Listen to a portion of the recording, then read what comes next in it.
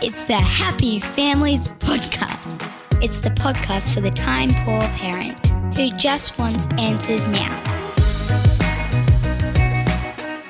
What would you do if your family was invited to participate in a reality TV show? Is it an easy yes? Is it a no way? Or do you deliberate? And does conformity matter? When your child doesn't want to do what the teacher says, is that fair enough? Or do we need to have some level of conformity? It's become a dirty word. Today on the Happy Families Podcast, answering your questions. If you would like to submit a question, just use the super simple system at happyfamilies.com.au. Go to happyfamilies.com.au, click the record button at the podcast section, start talking. It's literally that simple. Anything you want to know about making your family happier, improving your well-being, making relationships stronger, happyfamilies.com.au. Press record. Okay, question number 1. Hi, Kylie. Hi, Dr. Justin. You two are the best, but you already know that. So here's my question. Oh, I'm Alan. Did I say that? I don't know. I have 3 daughters, 9-year-old and twin 6-year-olds. Your books and your podcast have been so invaluable to me. My ex-wife and I were amicably divorced and transitioning into new homes. A casting agency approached her about featuring our children in a show about blended families. My gut says no, as I worry about exploitation, but it's, just a single episode and I don't want to be overprotective. I respect your opinion, and I wonder your thoughts on children in reality TV. I mean, how did you decide to host Parental Guidance? Great show, by the way. Okay, thanks for your time. Alan, I mean, you did very good things for my ego there. Thank you. The best. Didn't know that. But you can keep on sending those sort of messages through. I'll take them. Thank you very much for that. More to the point, let's talk about this really cool opportunity that you've gotten. Exploitation is a reasonable thing to worry about. It would be my biggest concern as well. In fact, ramifications for children when they appear on television and everybody who's watching the show gets to see it, or everyone finds out about it, then they go back and watch it. That can be a really big thing because kids can be immature. Sometimes they don't quite know how to behave, especially when there's a camera on them. And this can make for some embarrassing lifelong memories of the wrong kind for them. Let's talk about me for a moment. Your question, sorry, not that it's about me, but your question was about me and being on the TV show Parental Guidance. So glad you liked it. It was really hard for me to say yes to it. I didn't like the idea of it initially. I was concerned that children and families would be exploited. And unlike a show like Married at First Sight, where you've got, these young adults or people who are perhaps into their 30s and so on, they're mature, they can represent themselves however they want, and they know what they're signing up for. Once you get kids involved, it's different. So I was really initially concerned. I had many, many, many conversations with the producers when they approached me and invited me to do Parental Guidance. Do I or don't I? What will be the ramifications? And will anybody be exploited? Ultimately, once I knew that the show that I was doing was going to focus primarily on parents, it wasn't so much about the children. And I considered the desire that I had to make a contribution to the conversation about parenting in this country and felt like I was the right person to do that. Look, I needed a fair bit of coaxing. I really did need to be convinced. But once the assurances that I needed were provided ongoingly, that's when I said, yes, I'll do it. And I've not regretted it for a minute. Have there been some tricky things as a result? Yes. Did everything go as perfectly as we hoped? No. But overall, it's a show that I'm really proud of. And I still love talking to people about it. And I'm so grateful for the impact that it had nationwide on families as they got involved with the show. Now, to your question, I'd be asking why. Why would I put my family out there? What would the benefit be? Who will it help? And I'm going to focus primarily on my children and my relationship with my ex in your case, because this is a show about families that have split. And I'll be looking secondarily at how it could help other people. Now, if the producers can provide you with the relevant assurances, once you've got that done, then it's time to talk to the children. Don't talk to the kids about it until the producers have given you what you need to know. Get input from the children. They are young.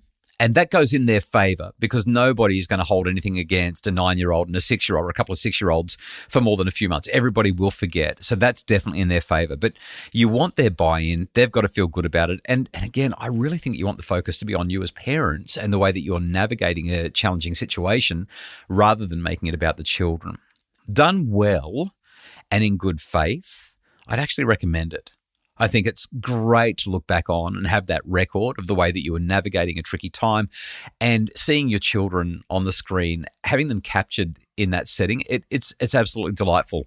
Alan, whatever you decide, good luck. Again, thanks for the really kind words. Such a great message to receive. And maybe we might see you on our TV screens.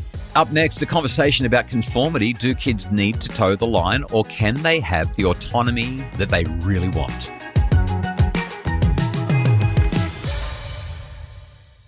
Question number 2 comes from Kirsty. Hi, Dr. Coulson. My son is 5 years old and in 4-year-old kinder, and we keep having concerns mentioned from his teacher about him not conforming at kinder. For example, not joining in to all group times and not staying in the line when told to line up. I don't really like the term conforming, especially when talking about 4 or 5-year-olds, but I'd love to hear advice on how I could help my son improve in the area, or even your thoughts if it's something that we should be worrying about at this age. Thank you. Okay, Kirsty, this one's a tricky one. Conforming, it's become a dirty word in 2024, in fact, for a number of years now, because we live in an ultra-individualistic society where autonomy and creativity and authenticity are prized. So let's just talk about why conformity does matter. Conformity is necessary because otherwise we lose social cohesion. If, for example, you and I decided to get on the road and we didn't want to conform to the road rules, we're going to drive too fast, we're going to drive on the wrong side of the road, it causes chaos. So we need conformity from a simple social cohesion and order perspective. As well as that, conformity, especially when you're running a family or a classroom or a business, conformity is necessary because it makes life more efficient. People can work cooperatively. You can build trust when you know that people are going to act appropriately. And also safety issues, like safety matters for conformity. So they're my big arguments for why you would want kids to conform, why you want family members or students in a classroom to conform. Now, there are arguments against conformity as well. It stifles individuality. It can sometimes perpetuate injustice and inequality. Let me explain that a little bit. If you blindly follow norms, then it means that you accept harmful practices and discriminatory systems. One of my employees has a daughter who is currently going through a training program. As part of that training program, somebody was randomly selected from the group that she's in to have his mobile phone put up on the screen so everybody could see what he'd been doing, his search history, his message history over the last couple of hours. It was sprung on him. Nobody knew that it could happen, and this could have been absolutely embarrassing.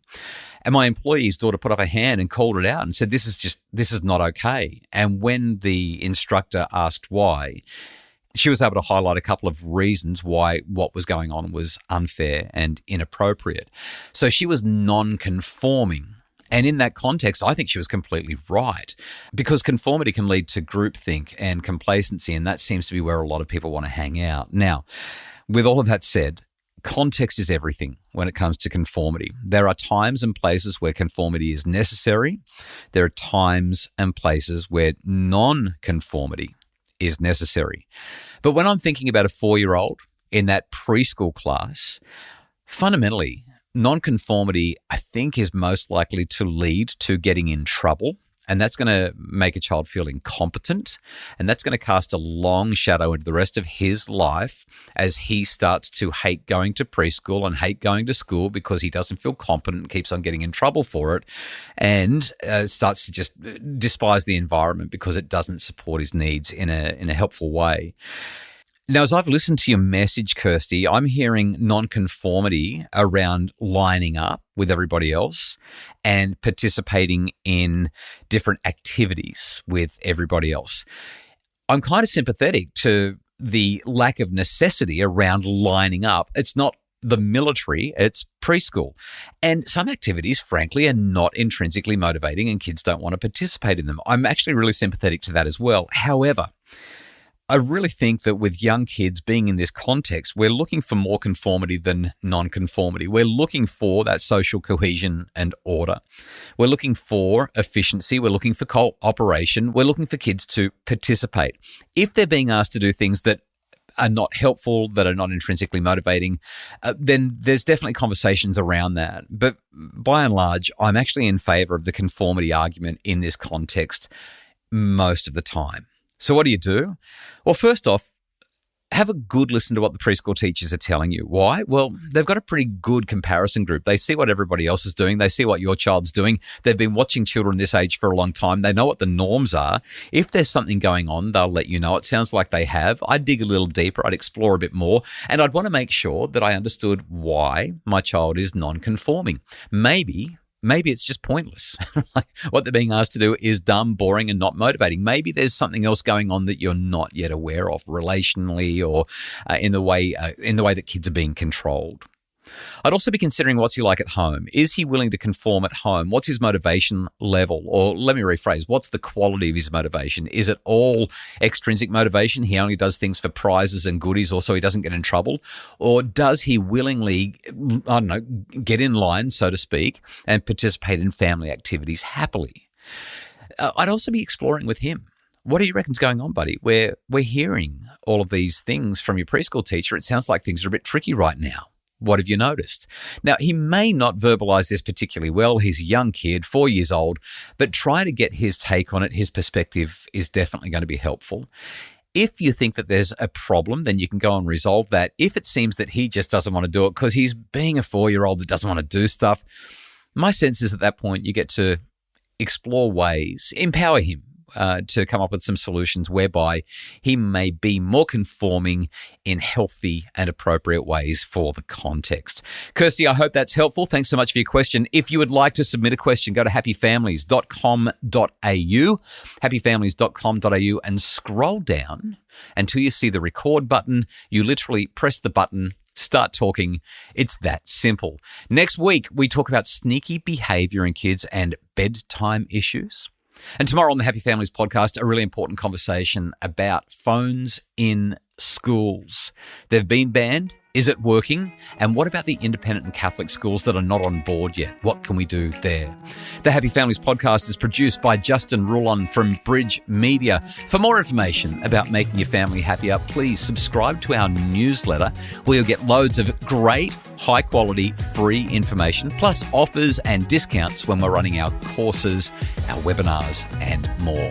Find it all at happyfamilies.com.au.